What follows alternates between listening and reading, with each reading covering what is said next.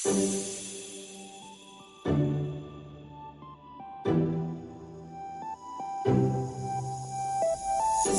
Fresh Juice dimanapun Anda berada, sesaat lagi kita akan mendengarkan Fresh Juice Minggu 29 Januari 2023 bersama Pastor Pionius Hendy OFM Cup dari Pontianak. Selamat mendengarkan.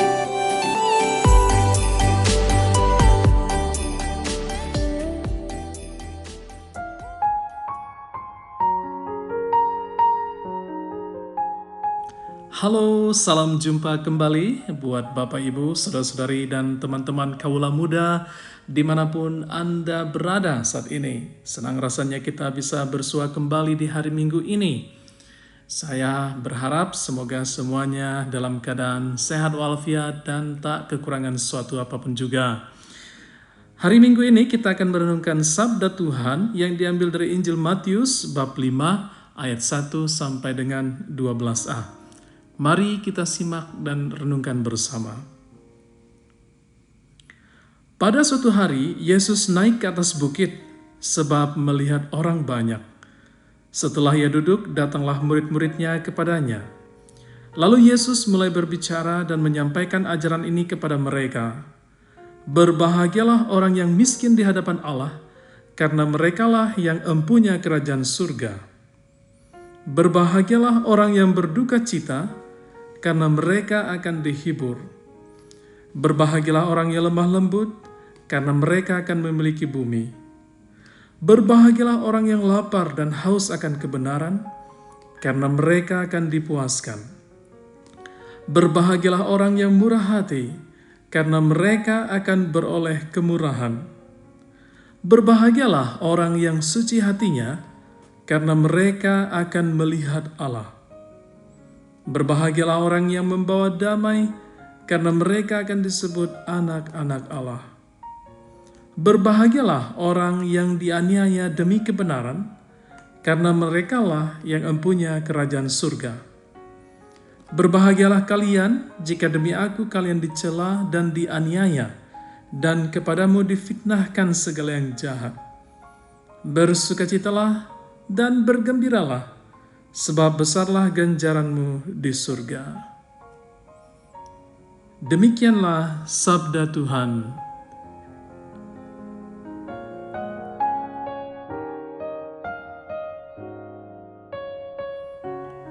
Bapak Ibu, saudara-saudari, dan teman-teman kaula muda yang terkasih. Kita kerap berpikir bahwa dengan memiliki banyak hal dalam kehidupan kita, disitulah kita bisa menemukan kebahagiaan. Namun, kebahagiaan sejati itu tidak terletak pada banyaknya uang dan barang yang kita miliki. Kebahagiaan yang sejati justru terletak pada sikap batin dalam menanggapi sapaan Allah lewat realitas kehidupan harian kita. Dalam Injil Matius yang baru saja kita dengarkan tadi, Tuhan Yesus menyatakan 8 sabda bahagia. Sabda ini merupakan kunci dari semua karya Yesus di dunia, sebagaimana dinyatakan juga dalam Katekismus Gereja Katolik nomor 1717 yang tertulis demikian. Sabda bahagia mencerminkan wajah Yesus Kristus dan cinta kasih-Nya. Nah, ini artinya dalam diri Yesus, sabda bahagia ini terpenuhi dengan sempurna. Sabda bahagia ini pula lah yang menjadi pegangan bagi kita dalam upaya kita mencapai kerajaan surga. Secara aplikatif, bisa kita renungkan 8 karakteristik atau ciri dari orang-orang yang disebut Tuhan sebagai orang-orang yang berbahagia ini. Siapa mereka? Dalam pengajaran Tuhan, orang-orang yang disebut berbahagia adalah yang pertama, mereka menyadari bahwa mereka masih miskin secara spiritual di hadapan Allah. Mereka selalu berpikir, sampai saat ini saya belum banyak berbuat dalam pelayanan bagi Allah dan sesama. Dan karena itu, mereka dengan sekuat tenaga berusaha untuk mengejar harta surgawi dan mengerjakan perbuatan-perbuatan baik selama mereka masih hidup di dunia ini. Bagi mereka, Allah adalah segalanya dan segalanya ada di dalam Allah. Itulah ciri orang berbahagia yang pertama. Ciri yang kedua adalah mereka berduka cita ketika melihat realitas keberdosaan manusia dan dunia. Dan karenanya mereka senantiasa berusaha memperbaiki diri dari dalam. Bagi mereka, jembatan antara kekudisan dalam tanda kutip dan kekudusan itu terletak pada pertobatan atau metanoia. Nah, mereka bukan hanya mewartakan pertobatan, tetapi mereka pribadi juga bertobat setiap hari. Inilah ciri-ciri yang kedua dari orang-orang yang disebut berbahagia oleh Tuhan. Yang ketiga adalah mereka bersikap lemah lembut kepada setiap orang, karena percaya bahwa kerajaan Allah bisa dihadirkan secara lebih efektif melalui jalan kerendahan hati, bukannya kesombongan. Oleh karena itu, mereka senantiasa melayani Allah dan sesama dengan penuh kerendahan hati.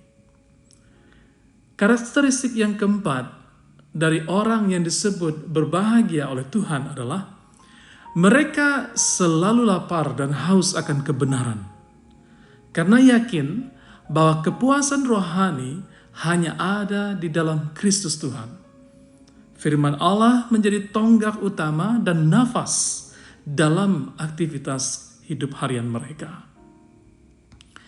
Dan karakteristik yang kelima dari orang yang disebut berbahagia oleh Tuhan adalah mereka bersikap murah hati dalam pengertian mau berbagi dengan orang lain.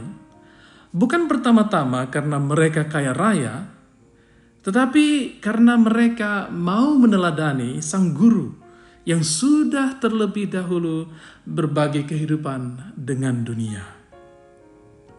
Karakteristik yang keenam tentunya mereka suci hatinya karena senantiasa merindukan kekudusan hidup. Bagi mereka, mengerjakan proyek kekudusan bukanlah perkara besok, tetapi di sini dan sekarang ini. Dalam bahasa Latinnya hic et nunc.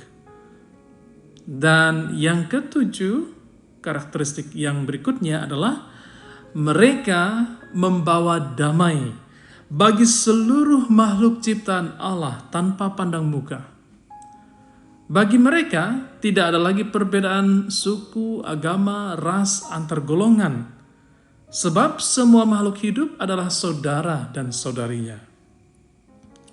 Dan karakteristik yang kedelapan dari orang-orang yang disebut bahagia oleh Tuhan adalah mereka rela dianiaya demi kebenaran.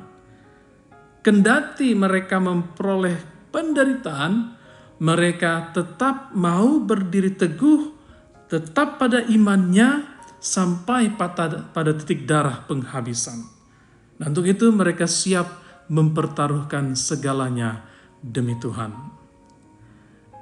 Bapak, Ibu, saudara-saudari, dan teman-teman kaula muda yang dikasihi Tuhan, kedengarannya memang sangat ideal, bukan? 8 karakteristik orang-orang yang disebut bahagia oleh Tuhan. Benar, ini adalah sangat ideal. Tetapi itulah kunci kebahagiaan sejati. Itulah jalan-jalan berliku yang juga pernah dihidupi oleh para kudus di dalam gereja kita. Sulit bukan berarti tidak mungkin. Itu sudah dibuktikan oleh Tuhan sendiri yang melaksanakan 8 sabda bahagia ini dengan penuh komitmen. Itu juga yang telah dibuktikan oleh Santa Peran Maria dan para kudus dalam gereja kita. Sebab di mana ada usaha, di sana pasti jalan terbuka. Oleh karena itu, pelaksanaan sabda bahagia ini mengandung konsekuensi logis. Para murid harus berani mempertaruhkan segalanya demi Allah dan sesama. Mereka bukan saja siap menjadi instrumen kehadiran kerajaan Allah dalam dunia ini, tetapi mereka juga siap mengorbankan segalanya, waktu, uang, dan tenaga. Namun, janganlah kita gentar, sebab kita sungguh percaya bahwa ganjaran yang disiapkan Allah bagi kita, yang sungguh-sungguh melayaninya dan melayani sesama dengan sebaik mungkin, dengan sepenuh hati, ganjaran yang diberikan kepada kita itu besar adanya. Semoga demikian Tuhan memberkati kita. Amin.